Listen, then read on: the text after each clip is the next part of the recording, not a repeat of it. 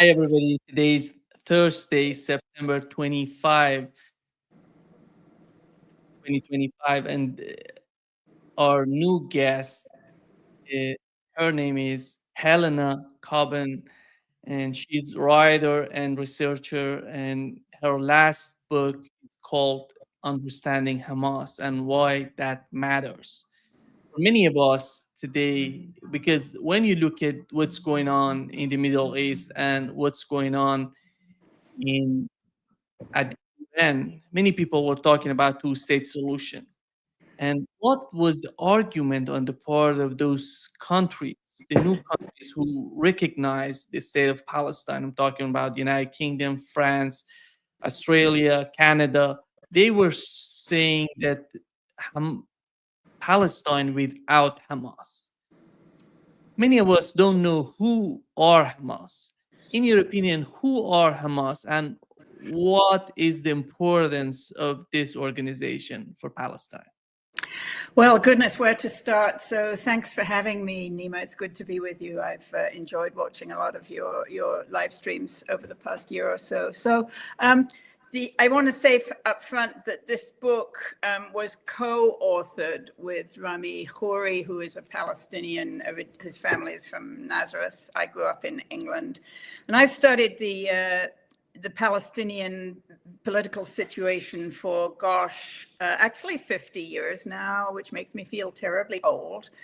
My first book was called The Palestinian Liberation Organization, and that came out in 1984 at a time when there was massive demonization of the PLO. So I like absorbed all that criticism that, oh, it's anti-Semitic and whatever. So I had that. Well, okay, that was 40 years ago.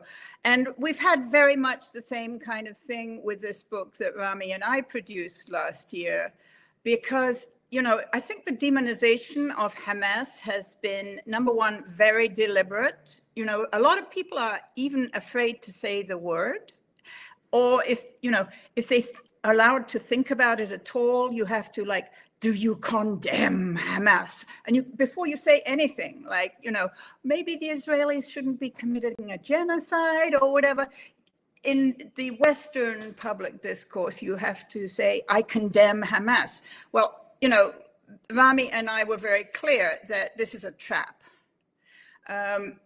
We need to be able to understand this movement. It actually, in 2006, it participated in good faith in an occupied territories-wide parliamentary election with the support and encouragement not only of the government of Israel at the time, but also the US government, the British government, the French government, all these governments that currently are saying, oh, we can't do anything as long as Hamas is still around. They supported that Hamas's participation in that parliamentary election, and then Hamas won the election. So I think in terms of the history of the movement, by the way, the word Hamas stands for Harakat al-Muqawama al-Islamiyya. It's an acronym for three words that say in English, the Islamic resistance movement. And we can go into the history of it a little bit in a moment, but I just want to note that them winning that election unexpectedly in 2006, I characterize that because, of course, afterwards, Israel and the US and all the Western nations that so-called believe in democracy and fair elections and whatever, kind of came down on Hamas really hard, even though the election had been judged free and fair by the Carter Center in Atlanta, Georgia, and by an EU monitoring mission. So I think of their success in that election as having been a catastrophic success. And that's kind of the way that I look at the breakout from the Gaza concentration camp that they organized on October 7th, 2023, almost exactly 2 years ago. It was catastrophically successful. They were successful probably more than they dared to hope or dream. And then the gods of the Western world came down on them, by supporting the Israeli military in the most horrendous way. So the origins of the movement, we explain a lot in our book, so I really urge people to buy it. It contains a timeline and a glossary. The point is for people who are not specialists to be able to just okay, let's talk about Hamas. Let's not give in to this demonization. So that's why I urge people to buy it. The book is based on webinars that Rami and I conducted with 5 people who are real experts on Hamas, 4 of them have written books, some of them more than one book, on the history of the movement. And so we had 5 really wonderfully rich conversations with these 5 people, and we had the transcripts.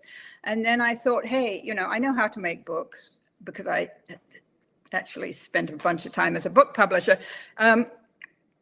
Let's make this into a book. And the book came out roughly a year ago in September, October of last year. And it's been selling really well ever since, globally. Although a lot of bookstores and places are very scared to, have a book event or to host one of these controversial authors because she might say something about the H word, that upsets people. The origins of Hamas go back to the Palestinian Muslim. Before going to the origin of Hamas, Helena, here is the book, and you can see the link in the description of this video. You can go there and buy the book. And the other, I checked it on Amazon, is available on Amazon as well.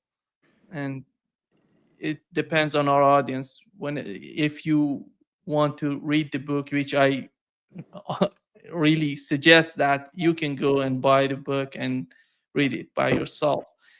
And let's get to the origins of Hamas. Thank you. Thank you for the advertising, Nima. That was great. The origins of Hamas in a nutshell came from the Palestinian branch of the Muslim Brotherhood, which is a kind of a far-flung organization that was founded in Egypt in the 1930s and has sort of different chapters or branches in different parts of the Arab world. And many of these have developed in different ways. So the one in Palestine, which was connected for a long time to the branch in Jordan, for many years, they were politically quietist. They didn't really want to they didn't want to sully their hands with politics. They didn't want to enter into the political sphere. They focused on living a good Muslim life, like family affairs and reading the Quran and educating your children. And their members have always had very high educational levels. They have a lot of professional people, doctors and engineers, amongst their leaders. And then in December of 1987, there was this cataclysm broke out across the whole of the occupied territories called the First Intifada. And it was like a citizen-based, overwhelmingly non-violent popular movement along roughly Gandhian lines. They boycotted Israeli institutions. They built up self-sufficiency. All those kind of ways of trying to get their independence through non-violent means. But it was massive. It was a cataclysm because the Israelis, back in 1987, the Israelis had been occupying these lands already for 20 years. Although, as we all know, well, I hope we know, the law of international conflict says that, if you seize lands in a war, you have to give them back in the context of a peace settlement. Well, the Israelis have never given it back. So, here we are, 70 years later, nearly, and they still haven't given back the West Bank and Gaza. And indeed, they have been majorly stealing the resources, as we know. But so these like networks and local chapters of the Palestinian Muslim Brotherhood kind of came together and said, look, we have to join this sort of uprising. I think uprising is the best translation of the word intifada. And they did, and they brought their very well-honed organizational skills to the Intifada and became a major force in Palestinian politics very, very speedily. So since then, well, then at that point, you still had the PLO was like running national leadership for the Palestinians, both the ones in diaspora and the ones in the homeland. And in 1987, the national leadership of the PLO, Yasser Arafat and his cohorts, was still in Tunis, where they had been expelled in 1982. So they did not come back to the occupied territories until 1994, after the conclusion of the Oslo Accords. So the Oslo Accords, I was actually there on the White House lawn when Yasser Arafat and Bill Clinton and Yitzhak Rabin were all shaking hands. And it was, for me, like I had been undergoing all this demonization of me for having supported the PLO for so long. Not support the PLO, I'm not Palestinian, but support the Palestinians' right to generate their own national leadership. And, let's understand what this national leadership is. And then suddenly, there are members of Congress in September 1993 lining up to shake hands with Yasser Arafat as though he was their best buddy. It was very bizarre, but it happened. And the price that he and the PLO paid for that recognition by Washington, by Bill Clinton, and for the ability to go back to the homeland, which was their main goal. The price they paid was that they signed these things called the Oslo Accords, which essentially over the intervening 32 years have turned, well, very speedily actually in the 1990s, turned the PLO into a kind of pliant subcontractor for the Israeli occupation, which, has caused me a lot of sadness, because I know a lot of these people and they made a decision that I think was disastrous for their people. And so in the mid-90s, in 1996, there was the first presidential election for this thing called the Palestinian Authority, the PA, whose whole name, by the way, is the Palestinian Interim Self-Governing Authority. But, it gets referred to in Western discourse as the PA, and they somehow take out that interim thing. It was supposed to last for 5 years, and it has now lasted for more than 30 years, this PA. So they held their first parliamentary elections in 1996, and the Hamas people had real deep discussions about whether to participate or not, because they were very opposed to the whole Oslo concept, and they decided to participate.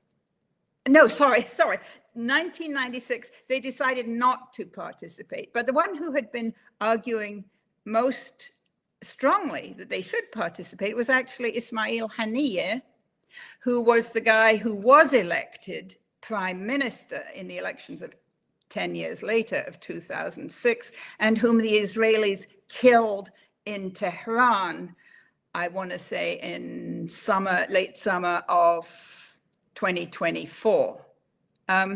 So he was a moderate within the Hamas spectrum. Hamas has separate chapters, separate kind of branches traditionally before October of 2023, it had a branch in the West Bank, a branch in Gaza, and a branch in the whole of the Palestinian diaspora, which, as you know, is a very broad diaspora. And they had, crucially, their most important branch was the one inside the Israeli jails, because so many of their leaders over the years have been in jail. As we know, Yahya Sinwar was in jail for a long time until he was released in a prisoner exchange.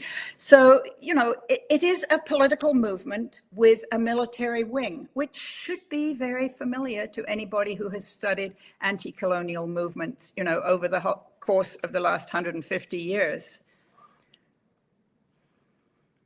What's so amazing to me that we know at some moment the government in Israel and Benjamin Netanyahu and his party have decided to help Hamas, to support Hamas, because they saw Arafat as somehow they're not gonna, because Arafat wanted to get something politically, a settlement. But Israel was not happy with that. That's why they started helping Hamas and the movement of Hamas. When did that happen? And in your opinion, what was the main reason for that? It was all about because they found that they're going to receive a lot of pressure from Western countries, from the international community. That's why they started helping, making some sort of chaos within Palestine. What's your take on that? I grew up in England at a time of decolonization there. And so I've studied British colonial history quite, I'm studying it more now because it's really more important than ever. But, divide and rule is like bread and butter. It's the basics of imperial government, colonial government. So back in the early 1980s, for example, before Hamas existed, but there was like the Palestinian Muslim Brotherhood, and there in Gaza, Gaza, by the way, we have to understand, has always been the crucible of Palestinian nationalism in the modern era. Because Gaza is the place that has the highest concentration of Palestinian refugees and is on Palestinian national territory. The West Bank has possibly a larger population of refugees, I'm not sure, but the concentration, in the population is far lower than the concentration in Gaza. And so back in the early 80s in Gaza, there was quite a Palestinian leftist movement. There were communists, there were, so that was the point when I think it was Ariel Sharon, who was I forget what he was in the early 80s. Oh, of course I know what he was, because he invaded Lebanon in 1982. But, so he was like the defense minister. He did help get permits, for example, for the Muslim Brotherhood to build mosques up and down the Gaza Strip. And actually, these mosques are really interesting because they all have two stories. There's a story for the men to worship, to gather and worship, and then there's an upper story, the same extent for the women to gather and worship. Hamas has some very interesting ideas about the inclusion of women in all forms of public life, including religious life. I've been, for example, in Gaza I want to say it was either 2006 or 2009, 2006 probably. I went with the Hamas women who have these, very well organized networks to visit some of their kindergartens and some of the schools and projects they were running. And they had, at that point, I think 2 ministers. They had 4 elected parliamentarians. And one of these ministers, Dr. Jamila Shanti, was a formidable woman, a really, fantastic organizer. People don't know that about Hamas, their commitment to women's empowerment and inclusion, including, in the book, we even have this little discussion, I think it's in the book, with somebody who said, there have been voices in Hamas saying that a woman could be the national leader, not just a parliamentarian. So anyway, going back to the 1980s, sorry, I do tend to take some byways here. then they were supporting the Muslim Brotherhood, the pre-Hamas, if you like, against the leftists and communists. Later in the 90s, they were supporting, on occasion, Hamas against Fatah, the PLO.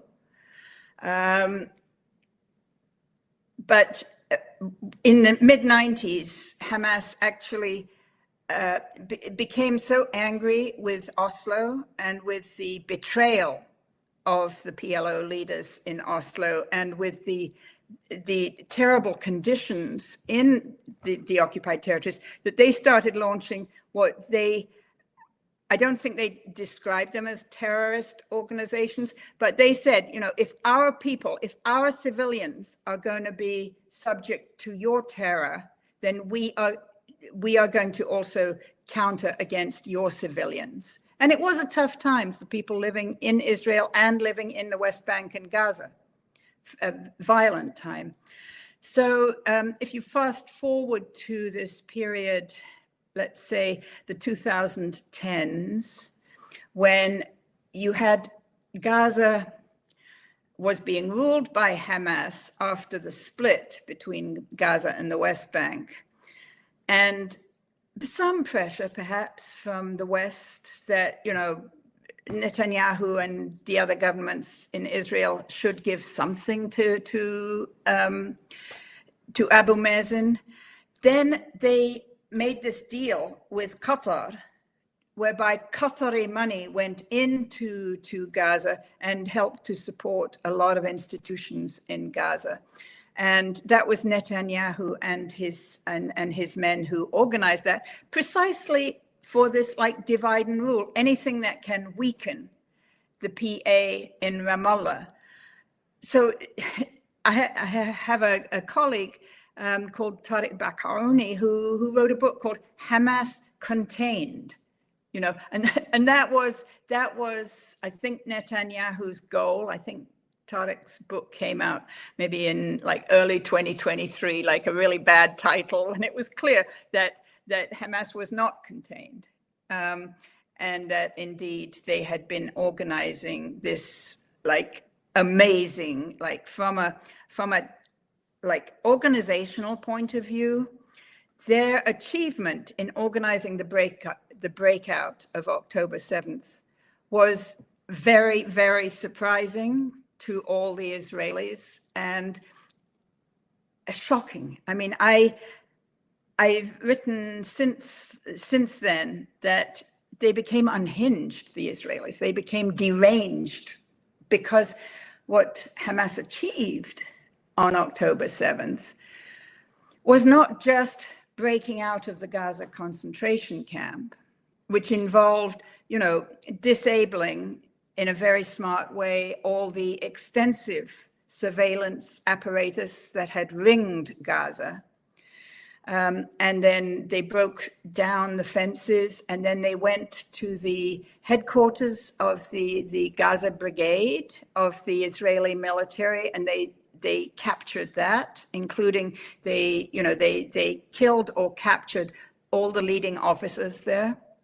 And then they proceeded to the headquarters of the Southern Command of the entire Israeli military and captured that as well. Again, you know, capturing or killing the leading officers there, as well as some of the, you know, junior spotters and whatever.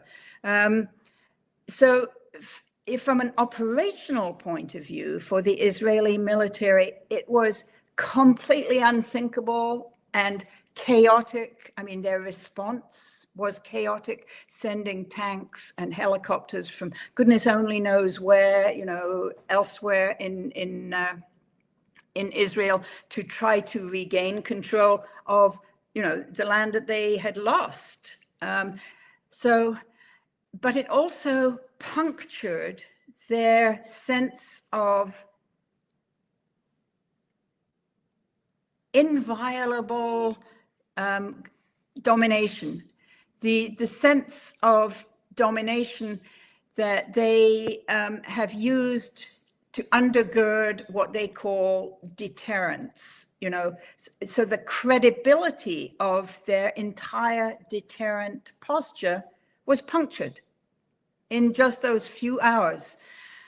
I think that explains the ferocity and the vileness of the Israeli counterattack. Although, as I've noted from my own study of 500 years of Western colonialism, the people who run Western colonial empires, for them, often the cruelty is the point.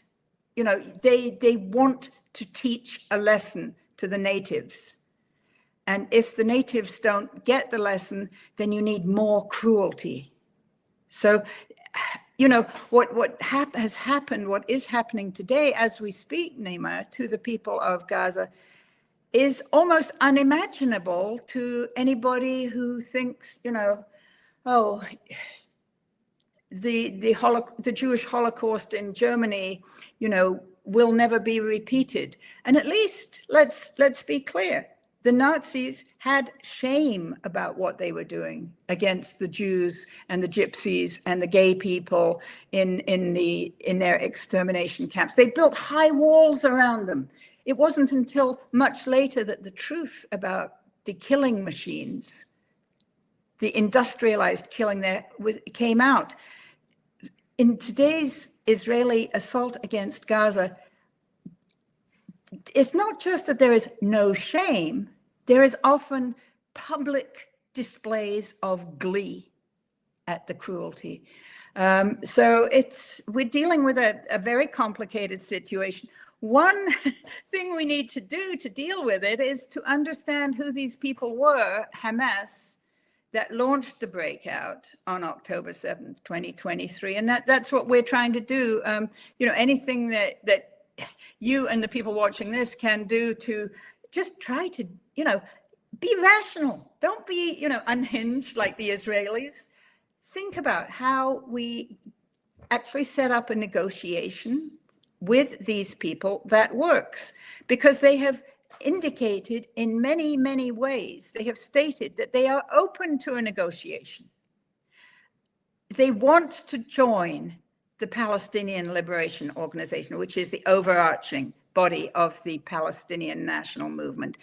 They have said they're quite prepared to talk about a two-state solution under certain circumstances. So, if our national governments are able just to continue demonizing Hamas, this will never happen. But fortunately, there are many governments around the world that understand that Hamas needs to be included in any conflict termination and any move to actually end the Israeli occupation. As I understanding, to just understand the movement, it started, as you mentioned, with a religious movement and then turned to a political and military movement in Palestine. And what was that? Do you think that was some sort of the need within the society put them in a particular position? Because you mentioned that in 2006 they won the election. It's a group that comes from nowhere, a religious movement coming and getting everything. The political turns into a political movement, and it was huge, the transformation of the movement. What was that? What was the necessity in the society in Palestine that brought them to their position? So they weren't small or insignificant before 2006. I mean, they're present wherever there are Palestinians, honestly, including, it's important to recognize that there are, like, most big families in Palestinian society have some people who are with Fatah, some people who are with the Popular Front, some people with Hamas. So, this is a very familial thing. I mean, there are leaders in all these organizations who have brothers and sisters in rival organizations. It's a very intimate thing in families. I think that's worth noting. Why they entered politics, I think just, before the first Intifada in broke out in December of 1987, when they were just focusing on kind of religious and familial and social issues. Once the Intifada broke out, once the Israeli occupation of the West Bank and Gaza had passed its 20th anniversary, I think they realized we've got to engage in politics. And so, they've engaged in politics ever since. I'm a member of this religious organization here in the States and elsewhere called the Quakers. I don't know how familiar you are with the Quakers, but we are our origins are from the Protestant uprisings in England in the 17th century. And we are one of the pacifist anti-war movements that came out of that. So, there are Quakers who think, we just need to live a good life, a pious life, and not engage too much in politics, because politics is a dirty business. And there are other Quakers who have played a leadership role in many good progressive movements here in the United States and in Britain and elsewhere, like the movement against slavery or the movement for women's rights or whatever. So I understand, that within a single religious trend, you can have people who want to be engaged politically. And by the way, that includes me. And you have people who think, no, we just need to be pious and spiritual and whatever. And I think it's certainly for us in Quakers, and maybe it's the same in some Catholic churches. I have friends who work with Pax Christi here in the States, which is a very activist Catholic organization. But there are a lot of Catholics who don't want to get involved in politics. I think the pressures of life in Palestine under prolonged military occupation just really pushed everybody there to participate in one way or another in the political resistance movement. To my understanding, the difference between PLO and Hamas is that PLO doesn't believe the way that Hamas sees the situation with the resistance, because they see, and the problem that I see with PLO is that they have lost a lot of territory in the West Bank. You look at the West Bank today, it's just few dots on the map. So the people in Gaza would look at the West Bank. So if that's the future for us, so what should we believe in what PLO is talking about? Disarming Hamas, disarming the movement in Gaza, somehow they feel that they're just deliberately, they're somehow voluntarily, they're giving their land to Israel. That's what it seems to me. To your understanding, what is the difference between the two, and why would the people in Gaza prefer Hamas over PLO? Oh, goodness, big question. You're quite right that many people, and not just Hamas, many Palestinians, look aghast at what, the results of the PLO's engagement in the Oslo process has brought for its supporters in the West Bank. From the very beginning, the PA, this Palestinian Interim Self-Governing Authority, has not been able to exercise any jurisdiction or administrative capabilities in Jerusalem, East Jerusalem, which is, occupied territory. It's part of the West Bank, but they were not allowed to go there. So they have their little dinky, so-called capital in Ramallah, 10 miles away. It's a travesty. I've known so many wonderful Palestinian leaders in East Jerusalem who were devastated when Arafat signed the Oslo Accords. So I want to get back to this question of the relationship between the two movements. It's a little complicated.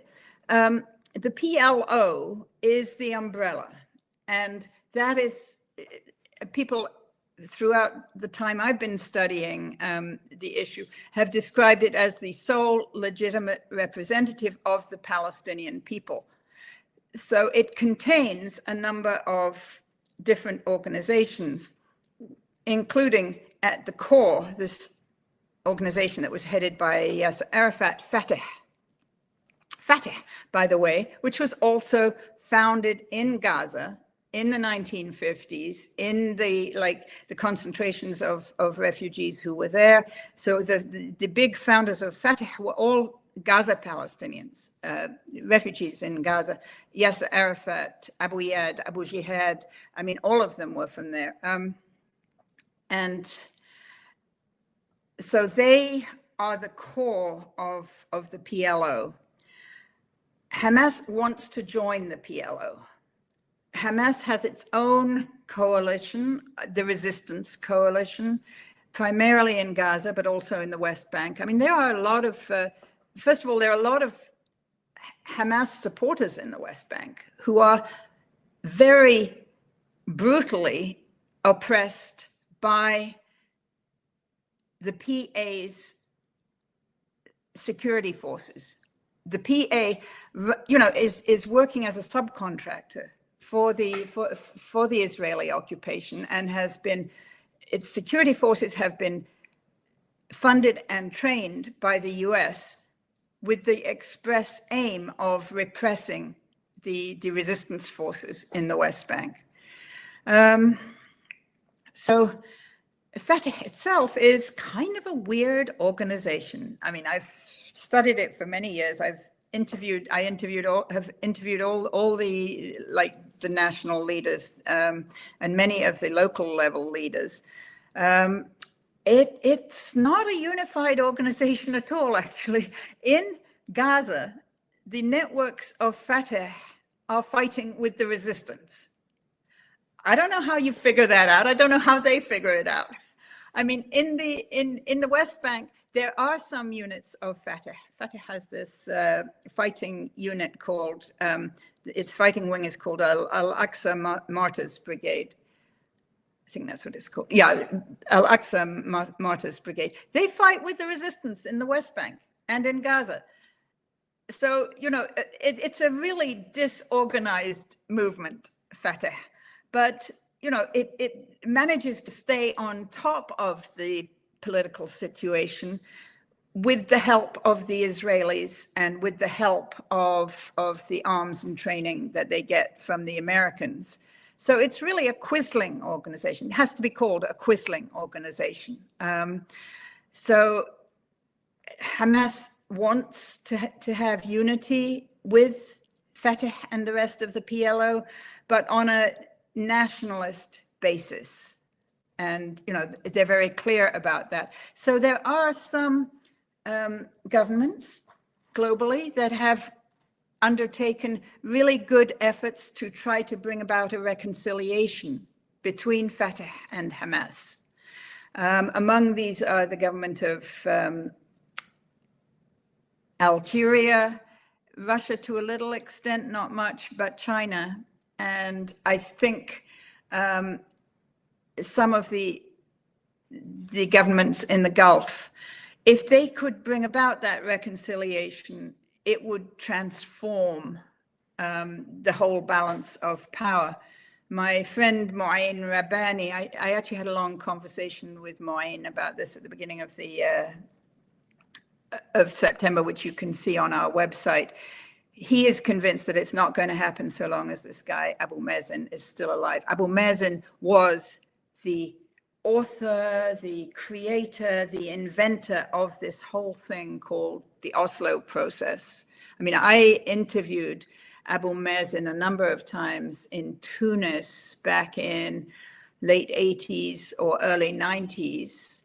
And his theory was always, you have to hug the Israelis so close that they feel they have no alternative but to give you your rights.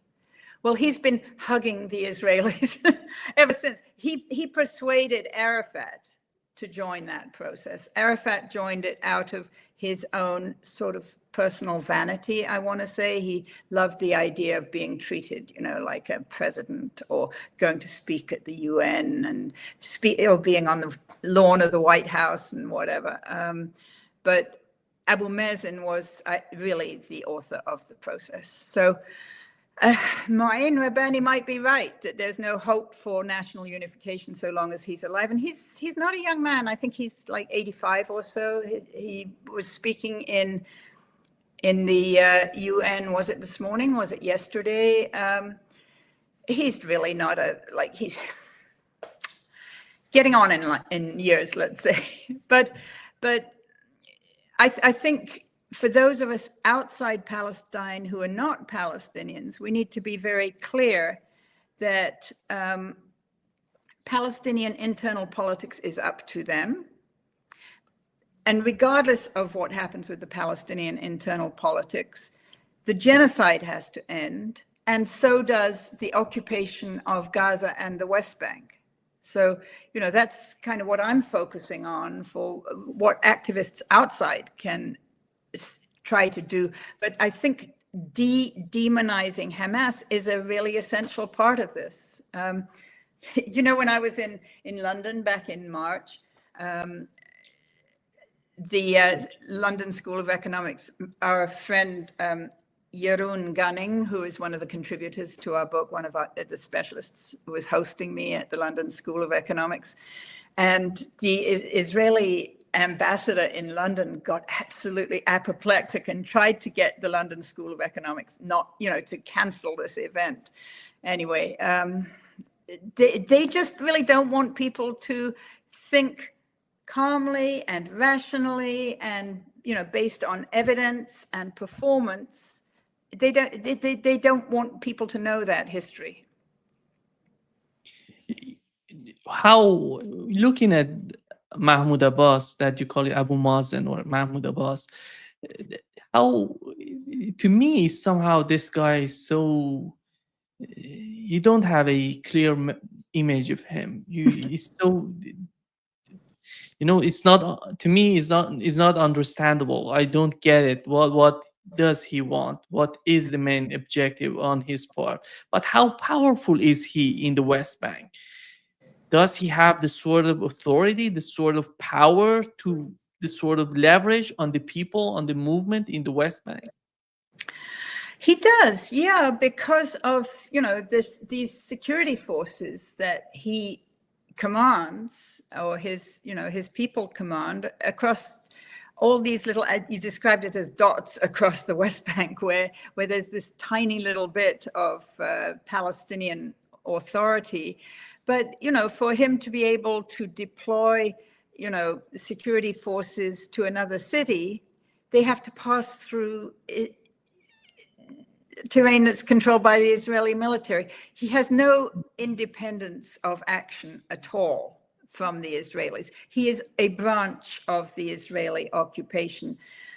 So, when you see him at the United Nations, he looks like a tired, sad old man with nothing to say, no vision. So he doesn't inspire people. There was a time with Yasser Arafat when he inspired people in the occupied territories. I remember, for example, in November of 2004, when Arafat died. By that time, it was already clear that Oslo had failed, because remember, Oslo was supposed to have brought a final peace settlement and the end of the occupation by 1999. So there we were, already 5 years after the deadline, and nothing had happened. And Arafat died, but people just turned out in their hundreds of thousands to receive his body. He died in Paris in a hospital there. And it was just a massive thing, because he had, back in the day, and we're talking 1960s here, back in the day, he inspired people. Mahmoud Abbas never inspired anybody. He was a bookkeeper, I think his job. So these well-educated Palestinian professional people from Gaza after the Nakba during the 1950s and so on. Some of them went down to the Gulf and got good jobs in the Gulf because, you know, the British had not educated anybody in the Gulf. So one of the founders of Fatah, Abu Saeed Khalid al-Hassan, became the head of the Kuwait municipality, and Abu Mazen became the head of the Qatar Customs Authority. I think he was, you know, back in the 70s. That was his day job while he was kind of trying to run the finances or whatever of Fatah. But he was never an inspiring person. Now, you know, inspiring people in the Palestinian firmament, there are some who are not Hamas. I think Mustafa Barghouti in the West Bank, obviously his cousin Marwan Barghouti, who is a Fatah political prisoner. And Marwan Barghouti is the #1 political prisoner whose release Hamas has been seeking with the whole of this October 7th operation. So, I mean, it's interesting. I mean, I spoke a little bit about the special role that the Palestinian political prisoners play in the national movement, and this is not surprising if you look at any, you know, anti-colonial national movement around the world. You'll find that political prisoners are often, you know, the leaders. So Hamas wants to have Marwan Barghouti, hopefully, as the head of a government after the occupation is rolled back. But we've got to do a lot of work to get that to happen. If you look at the kind of the charismatic leaders in Hamas, I want to say I've interviewed a large number of them, and many of them are very smart and thoughtful and good at explaining things.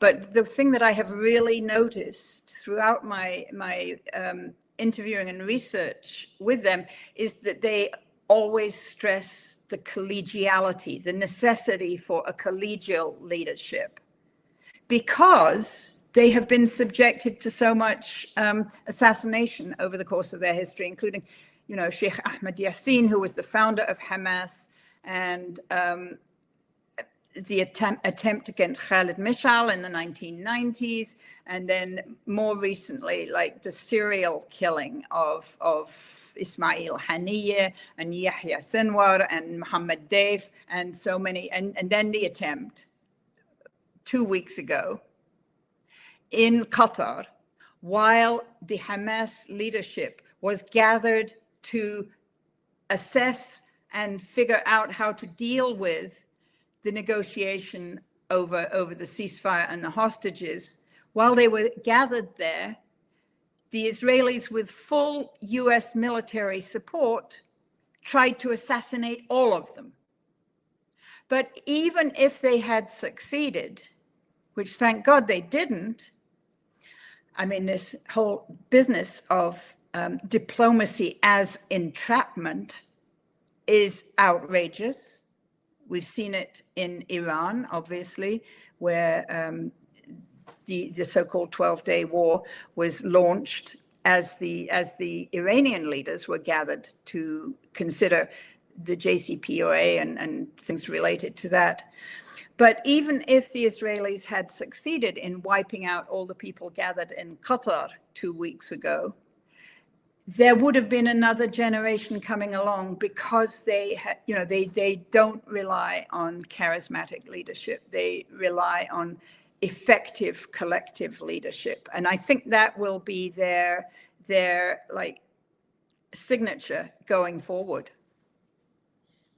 I think what has happened with Yahya Sinwar, because before the assassination or the killing of Yahya Sinwar, the martyrdom of Yahya Sinwar, we were told that Hamas leaders are living outside of Gaza and they don't care about what's going on in Gaza. But you see Yahya Sinwar fighting to the last moment for Gaza.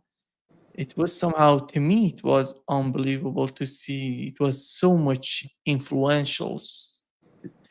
You see the guy staying there fighting to the last moment and On the front line.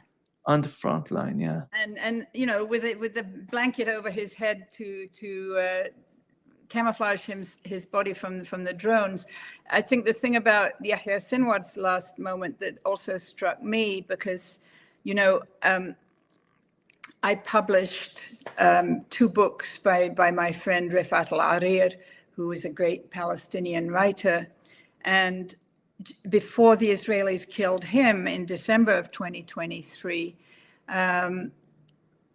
Rifat was on Electronic Intifada, and you could see, like, he was, I don't know if you've seen that last interview that he did. It was terrifying for him. He said, but if they come for me, I have no weapon. I don't want to kill them. All I have is my expo marker, and I will throw it at them. You know, and you know, luckily we have been able to preserve Rifat's legacy, and we can talk about that another time. But I think when Yahya Sinwar saw the drone, the killer drone coming for him, and, you know, we saw this from the drone footage that the Israelis gleefully displayed, and Yahya Sinwar threw a stick at the drone. I thought, that's just like Rifat. You know, Rifat said he's going to throw an expo marker, and Yahya Sinwar saw that, and he knew he threw the closest thing he had to an expo marker. But yeah, I mean, it's just too sad, honestly. But Hamas still continues. It continues in Gaza, in the West Bank, and in the diaspora, and in the prisons. Couple of things I've noticed about the situation in Gaza is that the civil administration there, which has been attacked in so many ways, and we're talking about a Hamas-led civil administration. You still get, you know, regular reports from the health ministry, regular reports from the emergency services. You still see people gathered to pray in a very orderly way on a Friday. Civil society has not been completely shattered and obliterated. People still have that kind of social belonging.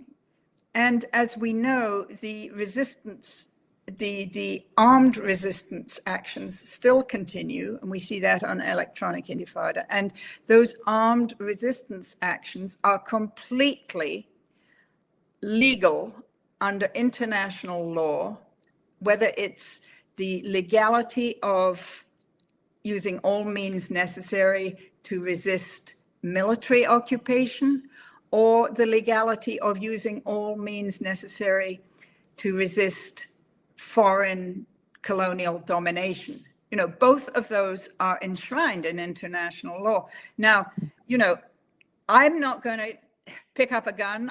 I am a pacifist, but I recognize that those rights are there, and they are valuable for the people who have to make these terrible choices. How do we resist foreign military occupation? How do we resist foreign colonial domination? So, yeah, by the book, that's all I can say. Yeah. Thank you so much, Helena, for being with us today.